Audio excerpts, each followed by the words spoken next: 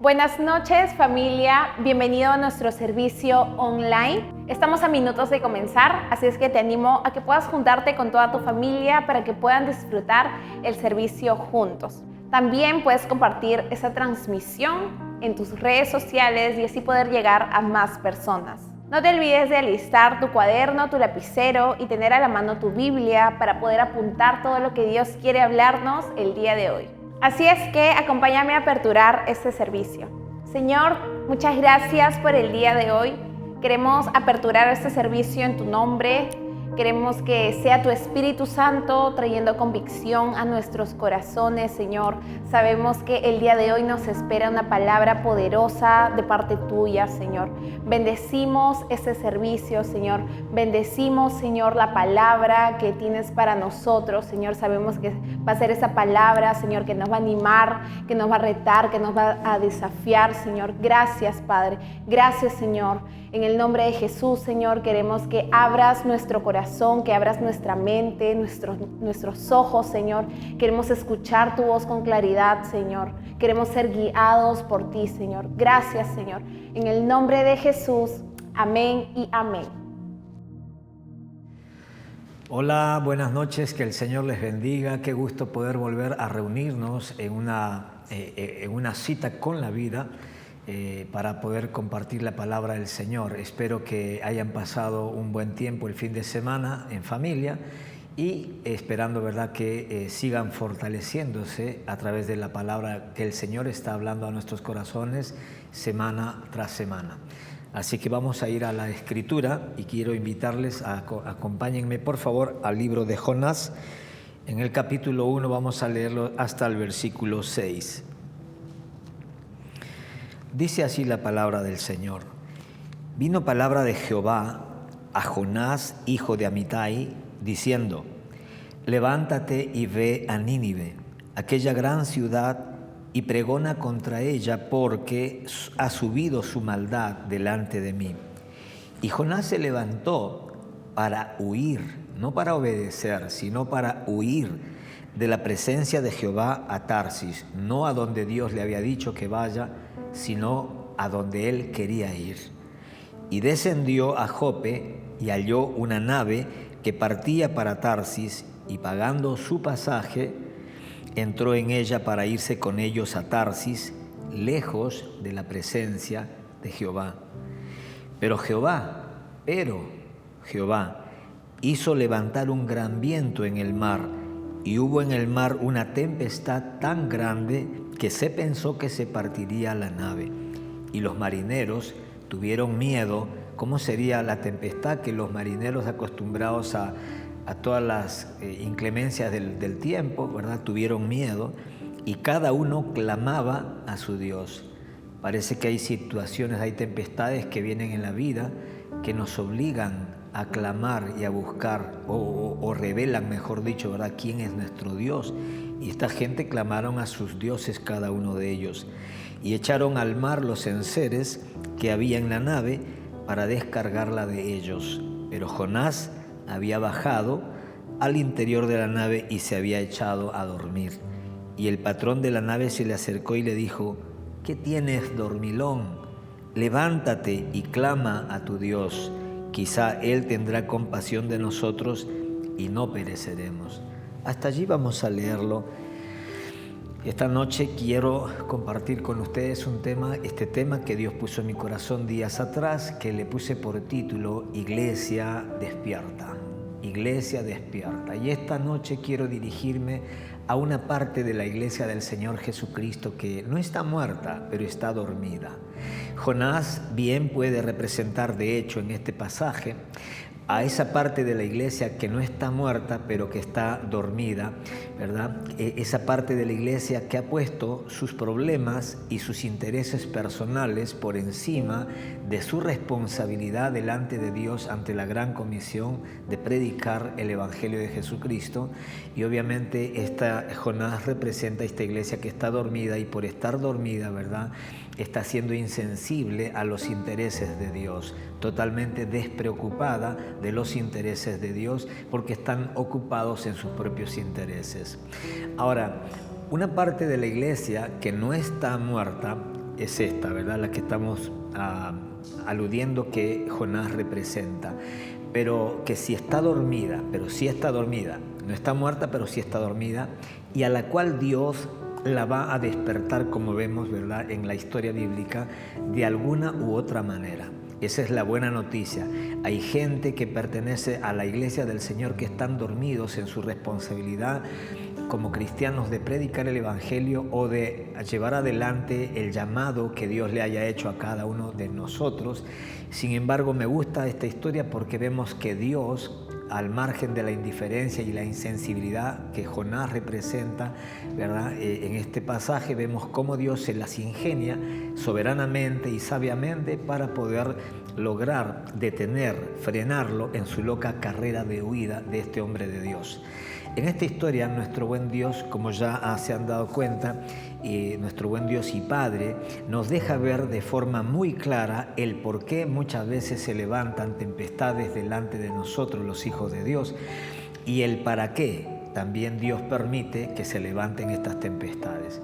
Por lo general, cuando nosotros como hijos de Dios enfrentamos tempestades, situaciones, crisis en la vida, nosotros por lo general, ¿verdad?, yo puedo darme cuenta en este tiempo, ¿verdad?, que aún hay un sector de la iglesia, aún quedan creyentes cristianos que cuando enfrentan tempestades en la vida, ¿verdad?, se lo atribuyen a un obrar satánico, a obra del diablo, y por eso escuchamos personas que dicen: el diablo se ha metido a mi matrimonio, el diablo ha robado mi economía, el diablo ha producido esto y aquello.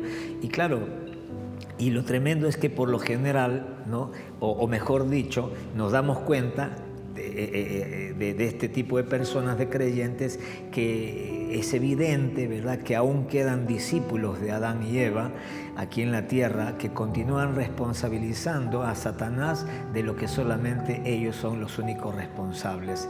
Desde el Génesis, ¿verdad?, nosotros vemos a través de los diferentes libros de la Escritura cómo el hombre, a través de la historia, le ha hecho responsable a Satanás de todas sus malas decisiones, de sus malas acciones y obviamente de las consecuencias que tanto las malas decisiones como las malas acciones que uno puede cometer puedan producir, ¿verdad?, en nuestra propia vida, ¿no?, y con las cuales lamentablemente tenemos que lidiar muchas veces por muchos años, ¿no? Yo aprendí algo hace muchos años, que el pecado se parece a la varicela.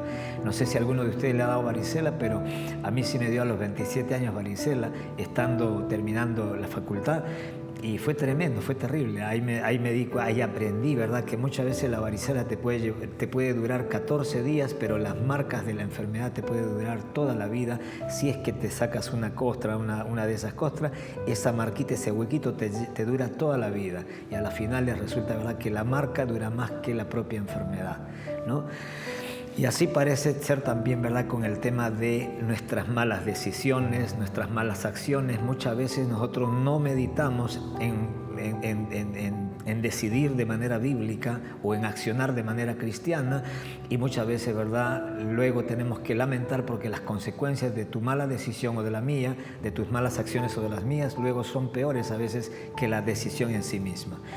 Ahora, sin embargo, vemos que el hombre no solamente responsabiliza a Satanás, sino que hasta llega el hombre hoy en día a responsabilizar a Dios mismo, ¿no? En Proverbios 19:3,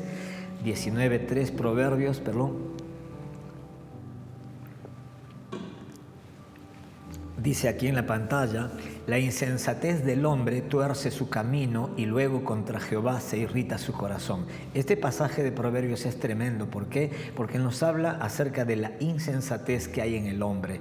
Cuando un hombre es insensato, toma malas decisiones y acciona de manera equivocada, hace lo que quiere. Lamentablemente mucha gente dice: yo hago lo que quiero, pero mucha de esa gente que dice que hace lo que quiere o que quieren hacer lo que quieren, lamentablemente luego no se hacen responsables o no se quieren hacer responsable de las consecuencias de sus malas decisiones o sus malas acciones. Y Salomón dice que la insensatez de ese tipo de hombres tuerce su camino, toman malas decisiones al torcer su camino, ¿verdad? Y luego, cuando comienzan a experimentar, de hecho, las consecuencias negativas, luego se enojan, se irritan, le echan la culpa y lo hacen responsable al mismo Dios, ¿no? Es terrible. Por eso te dije hace un rato, discípulos de Adán, porque cuando ellos desobedecen a Dios y Dios los confronta primeramente al hombre, obviamente, Adán, ¿qué hiciste? Es que la mujer que tú me diste. Eva, ¿qué hiciste? Es que la serpiente me engañó y me dio de comer y yo comí. O sea que a las finales nadie era responsable. El hombre le echó la culpa o le adjudicó la responsabilidad a la mujer a la serpiente, o sea, a Satanás. Y vaya a saber, ¿verdad?, si le hubiera preguntado a Satanás, ¿a quién le hubiera hecho responsable Satanás? ¿No? El problema de esta forma de ver y de interpretar la vida, ¿sí? Es que al no aceptar que son nuestras decisiones y nuestras acciones las que generan las realidades en las cuales nos toca vivir justamente luego a nosotros, es de que pasaremos toda nuestra vida justamente creyendo que somos gente con mala suerte o convencidos de que Satanás está haciendo algo malo en contra de nosotros, o sea, ¿verdad?, está conspirando en contra de nosotros. Siempre lo veremos al diablo en las cosas malas que nos pasan, ¿no? Tu matrimonio anda mal y bueno, le echas la culpa al diablo en lugar de hacerte responsable de las decisiones que tendrías que tomar o que implementar en tu vida y en tu pareja, en tu relación de pareja. Y claro, es más fácil echarle la culpa al diablo que hacerte responsable de lo que a ti te toca como hombre o como mujer. Y así en cualquier área de nuestra vida, ¿no? Los hijos echándole la culpa a los padres. Oh, pastor, yo no estudié nada porque mi papá no tenía plata. Sin embargo, conozco jóvenes que sus padres no tienen dinero y ellos se han puesto a trabajar y a estudiar. O sea que se han esforzado, han hecho la segunda milla, han ido más allá de las excusas. Entonces, obviamente, cuando uno escucha ese tipo de personas, resulta que uno se da cuenta y se convence de que los otros realmente lo único que estaban haciendo era tener una buena excusa o por lo menos pensar que tenían una buena, ¿cierto? Y para no responsabilizarse, para no asumir, ¿verdad?, que están donde están porque sencillamente es eso lo que ellos han decidido. Entonces,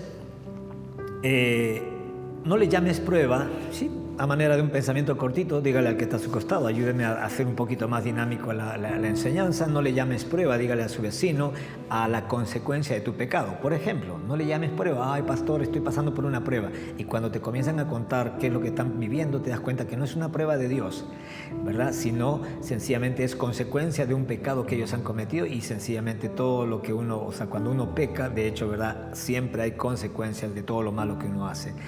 Ahora, yo estoy convencido, mis hermanos, que la vida de muchos hombres y mujeres cristianos, creyentes, en este tiempo mejoraría drásticamente, mejoraría, ¿verdad?, dramáticamente, si tan solo se hicieran responsables de sus decisiones y de las consecuencias de las mismas con las que están lidiando. El problema es que no toda la gente, aún cristianos, se hacen responsables de las consecuencias de lo que están viviendo por causa de decisiones equivocadas que hayan tenido. Y pastor, y eso es importante, no solamente es importante, es determinante, sobre todo entendiendo, ¿verdad?, que Dios literalmente está esperando que asumamos nuestra responsabilidad.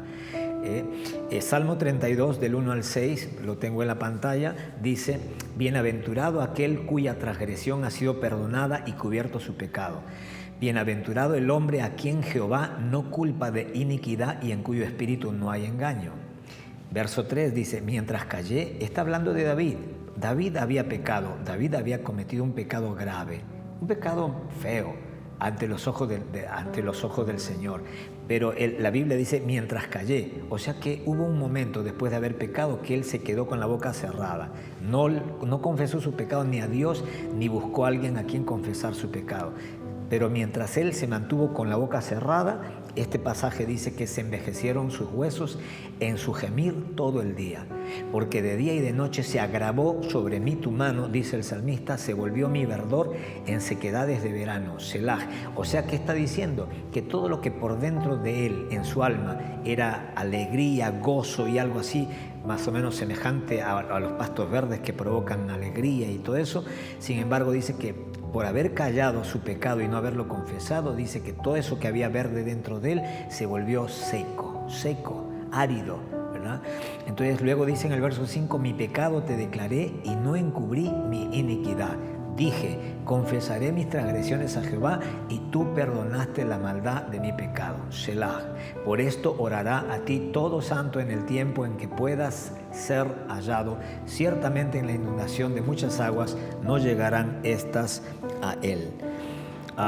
Entonces David, este pasaje del Salmo 32 del 1 al 6, nos muestra cómo David había pecado y cómo se mantuvo callado por un tiempo. Y en ese tiempo que él se estuvo callado, sus huesos se envejecieron. Escuche por favor esta reflexión respecto a este pasaje. El pecado cometido por David afectó su relación con Dios. El pecado que usted y yo cometemos afecta nuestra relación con Dios. Pero el pecado que usted o yo cometamos y que no lo confesemos, no solamente afectará nuestra relación con Dios, sino que además afectará tu cuerpo y tu alma, o sea, nuestras emociones y nuestro cuerpo. Por eso que muchas veces hay gente que está enferma por causa de pecados que no han confesado, pecados que todavía lo siguen practicando. Y cuando uno practica el pecado, cuando uno está viviendo en pecado, los pecados que nosotros cometemos le abren las puertas para que los demonios, para que espíritus inmundos, ¿verdad?, puedan entrar y provocar enfermedades, crisis económicas, para que le damos derecho legal para que las tinieblas, nuestro enemigo Satanás, ¿verdad?, pueda robar, matar o destruir, si es que Dios se lo permitiera, obviamente, ¿no? Y si es que obviamente nosotros no nos arrepintiéramos. Ahora, entonces David declaró luego al final su pecado, no encubrió, dice, su iniquidad, y confesó sus transgresiones. Y Jehová, esa es la parte buena, que cuando uno confiesa sus pecados, como dice primera de Juan 5:9, si mal no recuerdo, ¿verdad?, que si nosotros confesamos nuestros pecados, Dios es fiel y justo para perdonar no solamente nuestros pecados, sino para limpiar la maldad que ese pecado ha producido en nuestro corazón, ¿sí? Limpia toda esa mancha que el pecado deja en nuestros corazones. Toda decisión, en otras palabras, hermano querido, ¿verdad?, te llevará a experimentar una consecuencia. Y por eso que nosotros, antes de tomar decisiones en cualquier área de nuestra vida, necesitamos pedir consejo, orar a Dios para que sea el Dios, a través de su Espíritu Santo y de su palabra, y a través de nuestros padres, a través del consejo de padres, de pastores, de nuestros pastores, de gente, ¿verdad?, madura en la fe, podamos literalmente arribar, ¿no?, a esa buena, agradable y perfecta voluntad que Dios tiene para usted y para mí también. Entonces, una de las cosas que yo me estaba poniendo a meditar justamente mientras desarrollaba este tema, porque dicho sea paso, esta es la introducción de este tema, porque no creo que lo vaya a acabar en este día. Seguramente voy a compartir el domingo que viene también la continuación del pensamiento que Dios puso en mi corazón para compartirlo con ustedes. Pero mientras estaba pensando en este tema, el Señor me hacía entender que mientras Satanás quiere que te sientas víctima de las circunstancias, porque no sé si se ha puesto a pensar que mucha gente toman malas decisiones, malas decisiones, cometen acciones malas, y luego cuando vienen las consecuencias se sienten víctimas de esas consecuencias. ¡Wow! Eso es terrible. Pero mientras Satanás quiere que te sientas víctima de las circunstancias, Dios quiere que te hagas responsable de tus decisiones que tomaste, para que justamente luego se desencadenen las circunstancias que justamente son las que no quisieras estar viviendo y con las cuales estás lidiando y muchas veces no puedes contra ellas. Entonces, ahora la pregunta sería, ¿por qué, no? ¿Por qué? O sea, ¿por qué Satanás quiere que te sientas víctima y por qué Dios quiere que te hagas responsable de tus decisiones y de las acciones que te llevaron a experimentar esas circunstancias? Muy sencillo, porque para Dios las circunstancias que usted y yo estemos viviendo hoy son sencillamente el producto de sus decisiones y de mis decisiones, de sus acciones y de las mías que hemos tomado días atrás. Hoy nosotros estamos viviendo circunstancias que son producto de decisiones que ayer, anteayer, hace 5 días, 1 mes, 2 meses, 3, 4, 5 años hemos tomado, ¿no?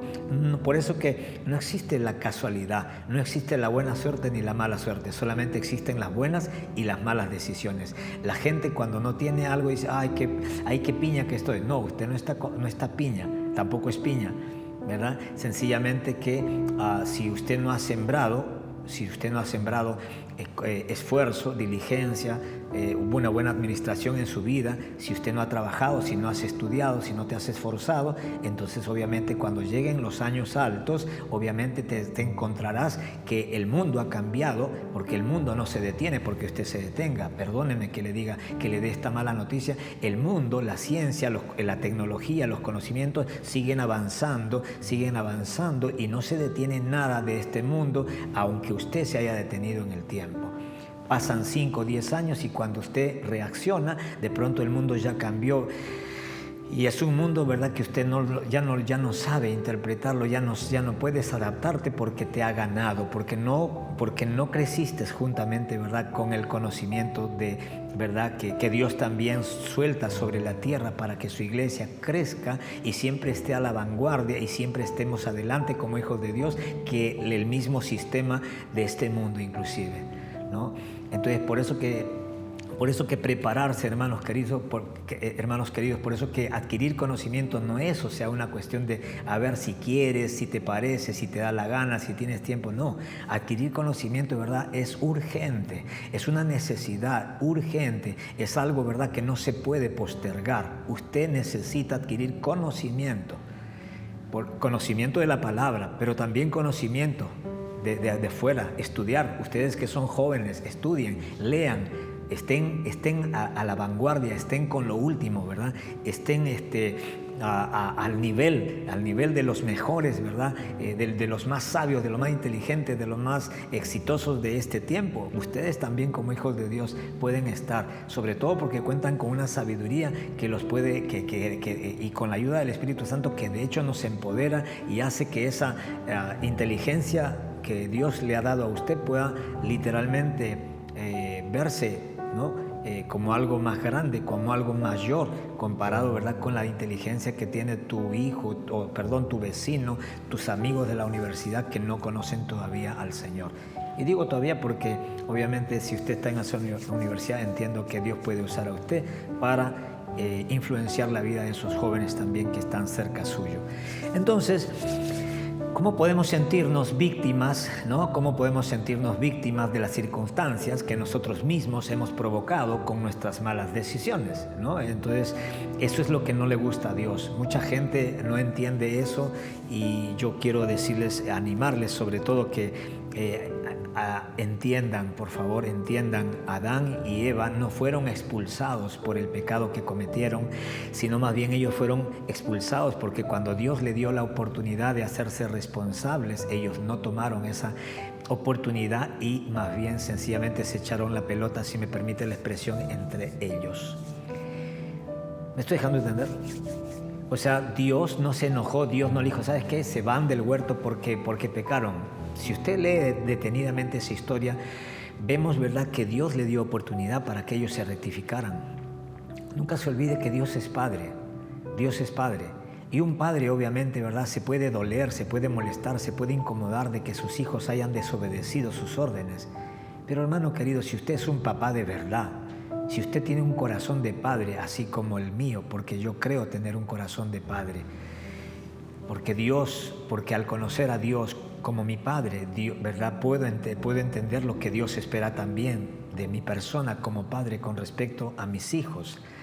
Y sabe una cosa, cuando muchas veces mis hijos se han portado mal o han desobedecido lo que yo he hecho o han hecho lo que yo les dije pero a su manera, déjenme decirle, ¿verdad?, que yo me he molestado, los he regañado todo, pero sabe una cosa, pero en mi corazón básicamente siempre ha habido la intención de que si ellos se arrepienten, si ellos me dicen, papá, lo siento, perdóname, ¿sabe una cosa? Yo me olvido de todo, Ahora imagínense si un hombre como yo, limitado, pecador, todavía con deficiencias en esta tierra, puede tener esa actitud para con sus hijos. Imagínate Dios, cuando Adán y Eva, ¿verdad?, se desobedecieron la orden que Dios les había dado. Yo entiendo, ¿verdad?, que cuando Dios le dijo a Adán, ¿qué hiciste? Si Adán le hubiera dicho, Padre, perdóname, Señor, perdóname porque no usé la autoridad que tú me diste, perdóname porque en lugar de decir no a lo que mi esposa me estaba ofreciendo, ¿verdad?, yo también comí. Señor, perdóname a mí, yo me equivoqué como líder, como pastor de mi casa, perdóname Dios, mi esposa no tiene nada que ver en esto. Oye, yo me imagino que Dios habría dicho, bueno, tranquilo, está bien, sí, me gusta tu honestidad, me gusta que seas hombre, porque eso es ser hombre, por si acaso, para todos aquellos que piensan que ser hombre, ¿verdad?, es tener 4 o 5 mujeres o tomar 3, 4 o 5 días sin caer. Eso no tiene nada que ver con hombría. La verdadera hombría se mide por el grado de responsabilidad que cada hombre asume en el contexto que le toca vivir. Entonces se entiende que Adán podría haber sido hombre en ese sentido y haberse hecho responsable, ¿verdad?, de su mala decisión. Curiosamente, su mala decisión de don Adán y de doña Eva hundieron, ¿verdad?, al mundo entero, o sea, bajo maldición. Y esto no quiere decir, ¿verdad?, que usted y yo pasamos las desgracias que pasamos, si es que las hemos pasado, por culpa de Adán. Se entiende que por causa de Adán entró el pecado al mundo, pero una vez que el pecado estuvo en el mundo, usted y yo pecamos porque quisimos pecar también. ¿Ok? Así que esto lo hago como a manera también de darle una mano a don Adán, porque hay gente que piensa, ¿verdad?, que está el mundo así porque solamente por el pecado de Adán. No, Adán abrió la puerta para que el pecado entrara, pero usted y yo la seguimos abriendo para que siga entrando más cosas. No me diga que no. No me diga que usted es mejor que Adán.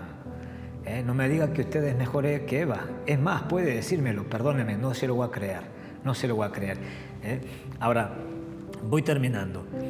En este pasaje entonces vemos no solo que no fue Satanás quien levantó la tempestad delante de esta tripulación, sino que fue el mismo Dios quien lo hizo y por causa de un propósito. La Biblia no dice que Satanás levantó esta tripulación, esta tempestad, delante del barco donde estaba viajando Jonás con una tripulación de marineros camino a Tarsis, una dirección totalmente contraria a donde, ¿verdad?, totalmente opuesta, como quien se va a España, totalmente contraria, ¿verdad?, a Nínive, que estaba en la otra dirección. Sin embargo, como se llama, lo vemos, ¿verdad?, que Dios levanta la tempestad. ¿Para qué? Para frenarlo, para impedir que ese hombre siga huyendo. Ahora, por causa de un propósito. ¿Cuál? Número 1, Dios quería impedir que Jonás se aleje más de su llamado. Dios quería impedir que Jonás se aleje más de su llamado. ¿Por qué? Porque el problema de alejarte de tu llamado es que tarde o temprano terminarás alejándote de Dios, y cuando tú te alejas de Dios, te alejas de tu destino. Es decir, en otras palabras, cuando tú te alejas de Dios y te alejas de tu llamado, lo que estás haciendo es abortando el plan que Dios tenía para tu vida, ¿verdad? Estás abortándolo. Ahora, lo curioso de esta historia es cómo las circunstancias parecieron favorecer la decisión errada de Jonás de huir de Dios y de su misión. ¿Cuál es la enseñanza? Bueno, una enseñanza sencilla. Cuando se trata de hacer la voluntad de Dios, nunca te guíes por las circunstancias. Nunca te guíes por las circunstancias, sino por lo que Dios te ha hablado. Pregunto, ¿qué cosa le había dicho Dios en el verso 1? En el verso 2, dice que Jehová le dijo a Jonás, levántate y ve a Nínive. Eso era así de sencillo. Eso era lo que Dios le había dicho, levántate y ve a Nínive. Eso era lo que Dios le había hablado. Pero ¿él qué hizo? Él fue a comprar un pasaje y resulta que encontró en el puerto un solo boleto de un solo barco que quedaba, ¿verdad? Y vamos, Tarsis.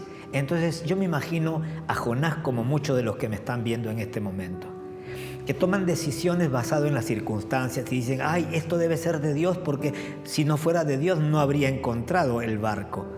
Y no te das cuenta muchas veces, ¿verdad?, que así no se toma decisiones cuando uno es maduro en la fe. Porque muchas veces ese barco es ese único barco que está esperando, ¿verdad?, y que queda ese boleto que solamente corresponde para una persona. Muchas veces eso te lo está reservando, ¿verdad?, Satanás mismo. ¿Para qué? Porque como Satanás sabía, ¿verdad?, que Jonás estaba huyendo de Dios y de hacer la voluntad de Dios, entonces le facilitó las cosas. Porque Satanás sabe que hoy en día muchos cristianos se mueven de esa manera, ¿verdad? Ay, dice, ay Señor, si es tu voluntad, ¿verdad?, que yo me case con este chico, que cuando yo salga haya sol de 30 grados. Salen y hace sol de 30 grados. Ay, nos casamos.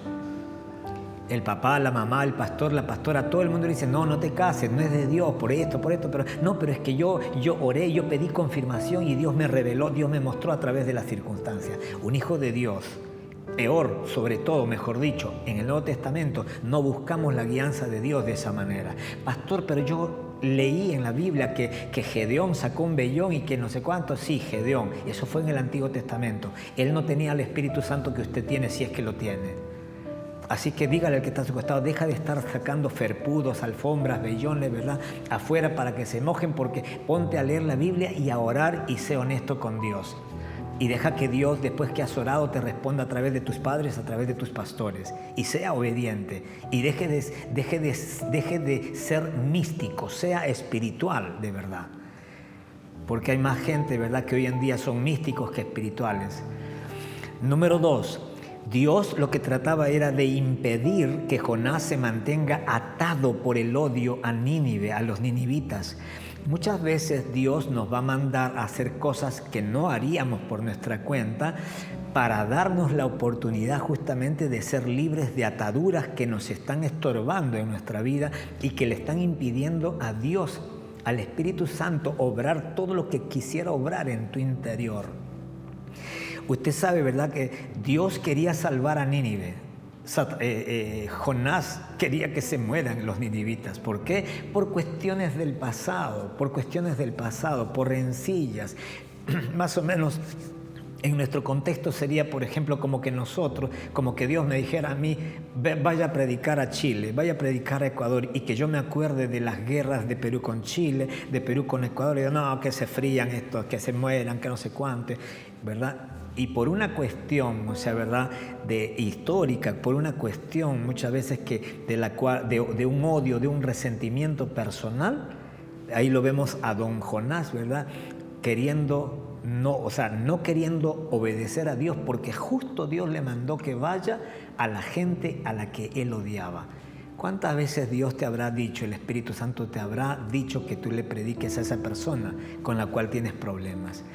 A ese vecino que te odia o que tú odias o que tú tienes, ¿verdad?, lo tienes atravesado y no te lo puedes terminar de tragar, ¿verdad? Y por orgullo, por ser orgullosos, por no estar dispuestos a pasar por alto nuestras cuestiones, nuestras diferencias personales, comprometemos la obra de Dios y el hacer que Dios tiene para este tiempo. Bendito sea el Señor.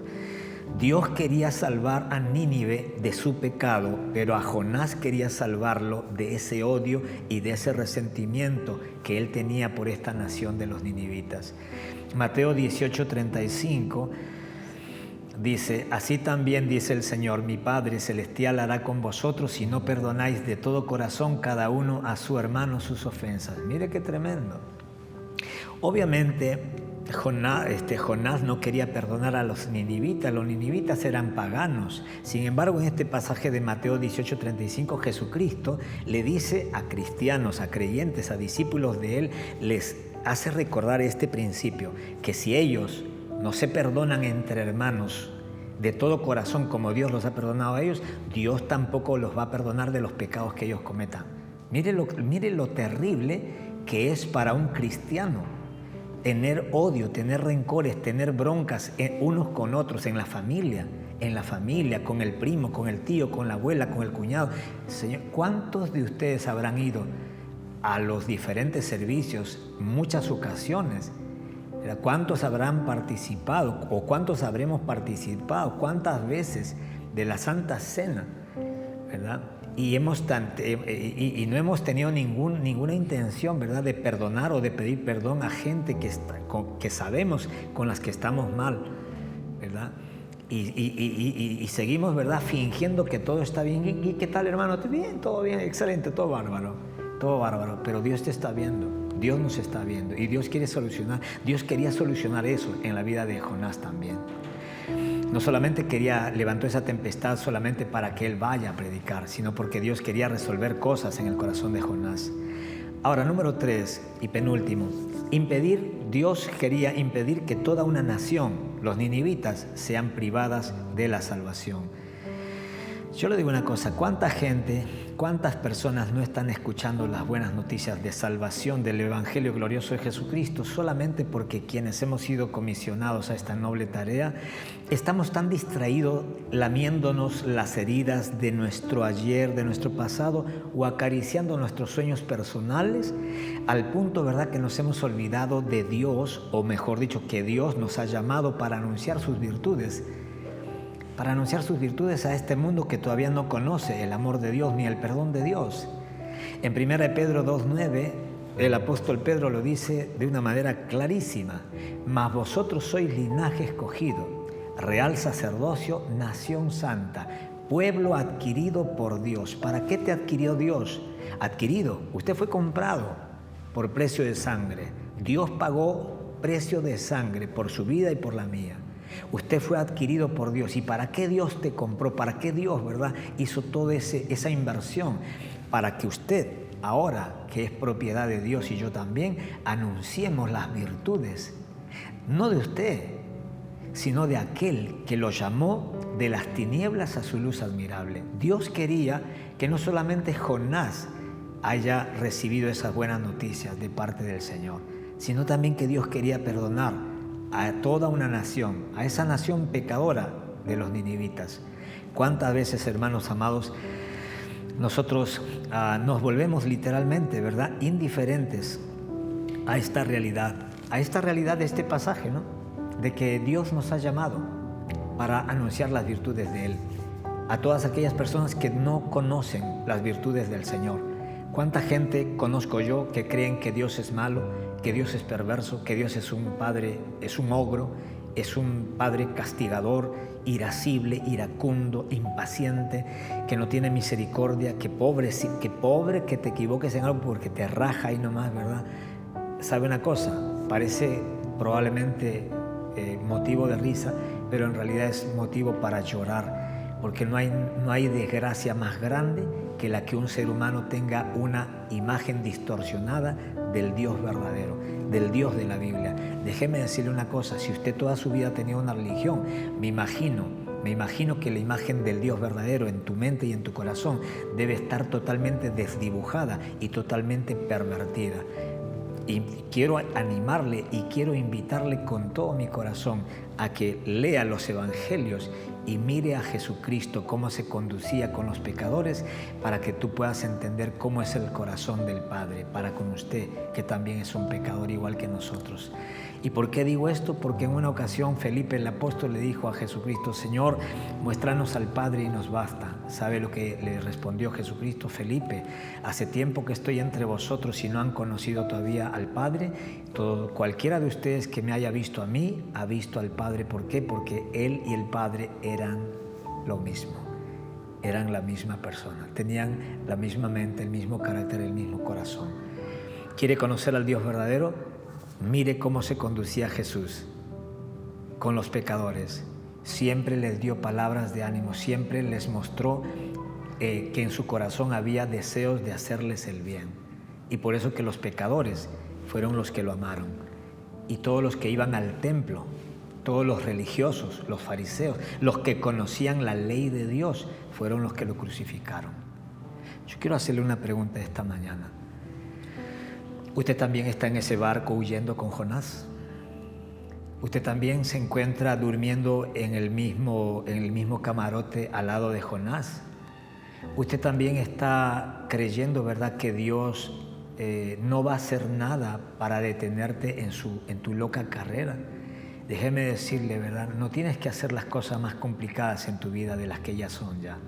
Vuélvase a Dios, arrepiéntase en el nombre de Jesús. Vuélvase a Dios con todo su corazón, entrégale tu vida, tu espíritu, tu alma, tu cuerpo. Entrégale tu pasado, tu presente y tu futuro, y ponga su vida. Encomiende a Jehová todos tus caminos y confía en Él, y Él hará. Padre, en el nombre de Jesús, te doy gracias, Señor, por este tiempo, y gracias por tu palabra y por tu Santo Espíritu. Señor, oro por todos aquellos Jonases. Dios mío, Señor, todos esos hombres y mujeres que forman parte de tu iglesia, pero que son parte de esa iglesia que está dormida. No están muertos, están con vida. Tienen la vida tuya, pero están dormidos espiritualmente, están insensibles, indiferentes a lo que está pasando en el mundo entero o cerca de sus propias casas, Dios, o en sus propias casas. Te ruego, Dios mío, Señor, que los despiertes. Tú usaste, Dios, a estos marineros impíos para despertar a Jonás. Señor amado, no sé a quién tengas que usar, o no sé qué cosas, qué circunstancia tengas que usar, si una tempestad o sencillamente a un marinero impío. O también de pronto, Señor, tú quieras usarme en esta hora, Señor, a mí, mi boca, las palabras que tú pones en mi boca, para despertar la conciencia de todos aquellos Jonases que por años, Dios, lo único que están haciendo es huyendo de su llamado, Señor, y manteniéndose dormidos, indiferentes a la necesidad que hay en el mundo entero. Oro por todos ellos, Padre, en el nombre de Jesucristo de Nazaret, para que en esta tarde, en esta noche, Señor, sean despertados por el poder de tu Espíritu Santo. Y una vez que se despierten, Señor, que se levanten en ese nombre maravilloso de Jesucristo de Nazaret. Amén, Señor. Amén. Amén. Que el Señor les bendiga. Un gusto haber compartido la palabra del Señor con ustedes y nos volvemos a ver el domingo, Dios mediante, 10 de la mañana, con la continuación de este pasaje, de este mensaje, mejor dicho. Que el Señor les bendiga. Bendiciones. Iglesia, qué poderosa palabra que acabamos de escuchar en el día de hoy. Tengo anuncios para ti, así que quédate para escucharlos. Si todavía no nos sigues en las redes sociales, te invito a que nos puedas seguir en Instagram, Facebook y YouTube. En las 3 redes sociales nos encuentras como Cita con la Vida Perú. Ahí podrás encontrar anuncios importantes como nuestro servicio online y también podrás interactuar con nosotros. Sabemos que la iglesia sigue creciendo y nuestro servicio online nos ayuda a llegar a más personas. La iglesia no se detiene. Tal vez no nos podemos reunir físicamente, pero sí podemos seguir cumpliendo con nuestro deber. Ahora puedes depositar tus diezmos y ofrendas y así poder quedarte en casa. Recuerda que lo hacemos entre todos. Te dejamos el número de cuenta para que puedas tomarle una captura.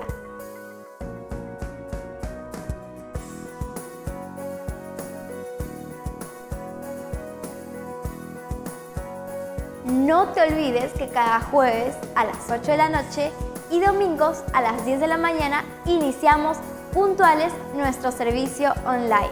Así es que tienes que estar preparado minutos antes con tu cuaderno y lapicero para lo que Dios quiera hablarnos. No dudes en dejarnos tu petición de oración y si necesitas consejería, escríbenos para estar conectados. Sigamos acatando todas las órdenes dadas por nuestro gobierno. Sigamos conectados en oración, bendiciendo nuestras autoridades, bendiciendo este tiempo y declarando sanidad. Recuerda que cuando un pueblo se une en oración, cosas grandes pueden suceder. Bendiciones, familia.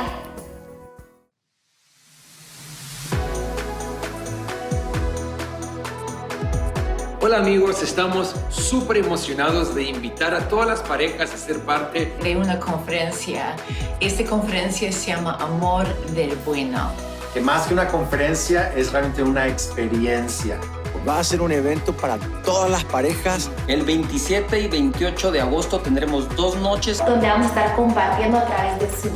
Van a ser 2 noches súper especiales para invertir en nuestra relación, así que te esperamos por allí. Además va a ser gratuito y estaremos conectados con parejas de otras iglesias en toda Latinoamérica. La idea es esta, que separes la fecha en tu calendario, que te registres para que tengas tu acceso asegurado. y por correo te va a estar llegando toda la información para esta conferencia. Así que separa la fecha, mantente expectante porque va a ser buenísima la experiencia. Así que ahí te esperamos, Amor del Bueno.